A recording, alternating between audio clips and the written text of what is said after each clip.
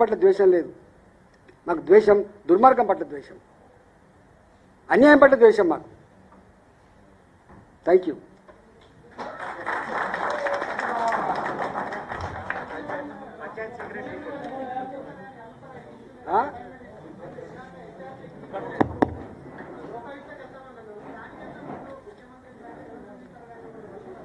వంద శాతం జరిగిన అన్ని విషయాలని మా పార్టీ పరంగా ఈ మధ్యనే తయారు చేసి రేవంత్ రెడ్డి గారికి ఇస్తాం, హెచ్ఆర్సీకి ఇస్తాం, లోకాయుక్తకి ఇస్తాం, జరుగుతున్న దౌర్జన్యాల మానవ హక్కుల కమిషన్ కూడా ఇస్తాం, ఇక్కడున్న చీఫ్ జస్టిస్ కూడా ఇస్తాం. పేదలకు ఇచ్చేటువంటి జడ్జిమెంట్ల మీద ఇవాళ వాస్తవంగా కొర్రెముల ప్రజానికాన్ని కాపాడింది కోర్టు మాత్రమే. రెండు సార్లు కాపాడింది. ఇవాళ మళ్ళీ 9 ఎకరాలు దండి తర్వాత మళ్ళీ 9 ఎకరాలు కూడా మళ్ళీ కోర్టులో ఉన్నది. మాకు సంపూర్ణమైన విశ్వాసం ఉంది, చట్టాల మీద సంపూర్ణమైన విశ్వాసం ఉంది, వ్యవస్థల మీద కూడా మాకు విశ్వాసం ఉంది. ఇంకా అందరు దొంగలని మేము అంటలేం. కొద్దిమంది చేసిన దానికి ఇలా మొత్తం వ్యవస్థనే తలదించుకునే పరిస్థితి వచ్చింది. రెవెన్యూ డిపార్ట్మెంట్లో మంచి వాళ్ళు బ్రహ్మాండంగా ఉన్నారు, కొద్దిమంది పిడికడ మంచి వాటి పరిస్థితి వస్తారు. మంచి పోస్టింగ్లు కావాలి, డబ్బులు కావాలి, పెద్దల ప్రాపకం కావాలని చెప్పి ఆడపడేటువంటి ఆఫీసర్లు తప్ప మిగతా వాళ్ళు మంచిగానే ఉంటారు.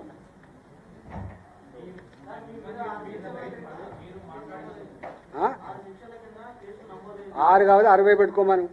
నా నా నా నా తెలంగాణ మహిళల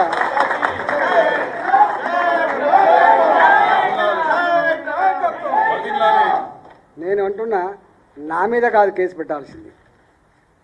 2005లో దొంగ డాక్యుమెంట్లు సృష్టికర్తలు ఎవరైతే ఉన్నారో దానికి సహకరించిన అధికారుల మీద ఉన్ను, దాన్ని అమ్ముకున్నటువంటి ఓనర్ల మీద, దానికి ప్రోత్సహించినటువంటి బ్రోకర్ల మీద కేసు పెడితే సంతోషపడతారు. కేసు పెట్టాలి వాళ్ళ మీద కదా, నా మీద ఎట్లా పెడతారు? కేసు పెట్టాల్సింది ఎక్కడ? నీకు 3 పేజీల గ్రామ పంచాయతీ ఈ మధ్య కాలంలో ఒక ఆఫీసర్ పాపం ఆమె ఒక మంచి రిపోర్ట్ ఇచ్చింది. ఇది ఎట్టి పరిస్థితులలో వ్యవసాయ భూమి కాదు, ఇవన్నీ కూడా ప్లాట్ల జాగలే, 2076 మందికి సంబంధించిన ప్లాట్లే, ఇది 700 మంది ఇల్లు కట్టుకున్నారు, ఇంకో 500-600 మందికి ఎన్ఓసి వచ్చింది, మిగతా వాళ్ళకు కూడా ఎన్ఓసి ఇవ్వాలి. కానీ మొన్న గ్రామ పంచాయతీ పరిమితి అయిపోయిన తర్వాత మున్సిపాలిటీలో గ్రామం కలుతా అని చెప్పి ఇవన్నీ ఎల్ఆర్ఎస్ కూడా పెండింగ్ పెట్టిండ్రు. ఎల్ఆర్ఎస్ పెండింగ్ పెట్టడానికి కారణం పెద్దల అండనే. అందుకనే నేను మా మహిళల ఆత్మగౌరవాన్ని కించపరిచినోడు, మా పేద రక్తాన్ని కళ్ళ చూసినోడు, మా ప్రజల మీద దౌర్జన్యం చేసినోడు, ప్రజాప్రతినిధులు కూడా విలువ లేకుండా చేసినోడు మీద నాలాంటోడు ఇలా కన్నెర చేస్తే 50 కాదు 100 కేసులు పెట్టుకోమను. నీకే అవమానం, పోలీసులకు అవమానం. నా రక్తం కారుతున్నటువంటి మావాడు పోయి కేసు పెడితే 50 రూపాయల ఫైన్ వేసిండండి. నా ఇల్లు కూడా కొట్టిన మీద కేసు పెడితే 50 రూపాయల ఫైన్ వేసిండండి. ఇది ఆ పోలీస్ స్టేషన్. సిగ్గుపడాల్సింది సిఐ, సిగ్గుపడాల్సింది నీ డిపార్ట్మెంటు. కేసులు పెట్టాల్సింది వాళ్ళ మీద, నా మీద ఎట్లా పెడతావు? అయినా కేసులు భయపడ్డావా? తెలంగాణ ఉద్యమం 150 కేసులు ఉన్నాయి, ఇది 156 కేసులు అవుతాయి. నా ప్రజల కోసం జైలు కూడా సిద్ధంగా ఉన్నాయి.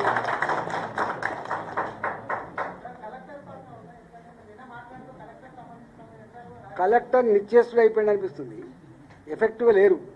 ఎందుకు ఎఫెక్టివ్ లేరు నాకు తెలియదు. ఏ బాసుల ఆదేశాలతో వాళ్ళు నోరు కట్టేసుకున్నారో, ఏ బాసుల ఆదేశాల మేరకి చేతులు కట్టేసుకున్నారో తెలియదు, కానీ ఎఫెక్టివ్ అయితే లేరు. నేను ఎవ్రీడే ఇప్పుడు నేను రికార్డు చెప్తున్నాను కదా, నా మల్కాయిరి కలెక్టర్కు ఫోన్ చేయని రోజు దాదాపుగా 2 రోజులకోసారి 3 రోజులకోసారి ఫోన్ చేస్తూనే ఉంటా. సిపి రాచకొండ ఫోన్ చేస్తూనే ఉంటా, కాపాడండి అని.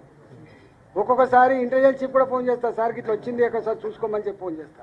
తప్పే ఉంది. నేను 25 ఏళ్ళు ఉన్నా కదా మంత్రిగా పనిచేసిన, సిస్టమ్ అంటే ఎంత తెలుసు నాకు, గవర్నమెంట్ ఎట్లా పనిచేస్తో తెలుసు నాకు.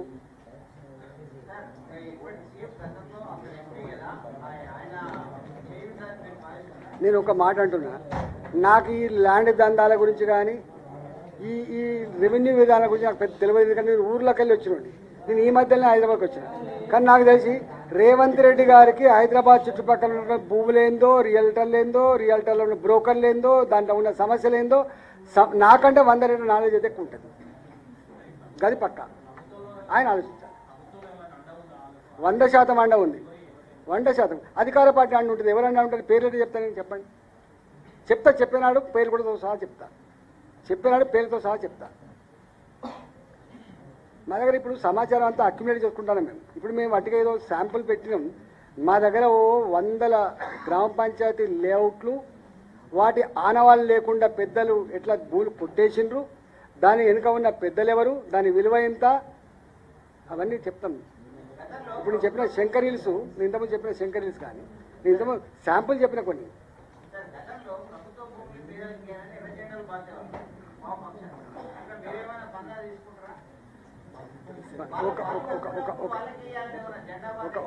ఒక మాట చెప్పనా, మాకు పేదల జాగలు కాపాడేవాళ్ళు, పేదలకు జాగ కావాలనే వాళ్ళు, ధర్మానికి అండగా ఉండేవాళ్ళు, వాళ్ళు ఏ పొలిటికల్ పార్టీ మాకేం సంబంధం అండి, అందరు సాయం తీసుకుంటాం మేము, మాతో కలిసి చెప్తా అండి.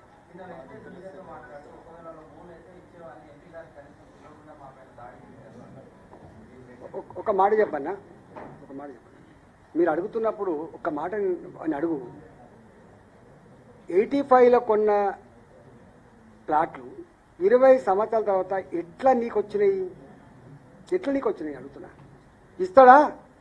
నేను అడుగుతా, రాస్తారా? లెటర్ రాయనా?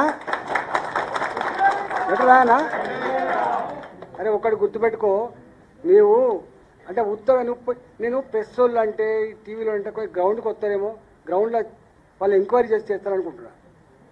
కానీ మీరు కూడా ఇట్లుంటే ఎట్లయితే చెప్పండి. 4th స్టేట్ ప్రజాస్వామ్యంలో ఏదో పిల్లర్ అని చెప్తున్నారు, ఏం చేస్తున్నారు మీరు? నేను అడుగుతున్నా, మీ బాధ్యత కాదా?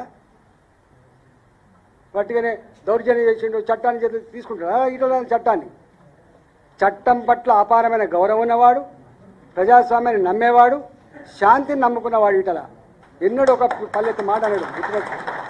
నాలాంటోడు కూడా మాట్లాడే పరిస్థితి వచ్చిందంటే ఎంత విఫలమైందో ఈ ప్రభుత్వం అర్థం కావాలి.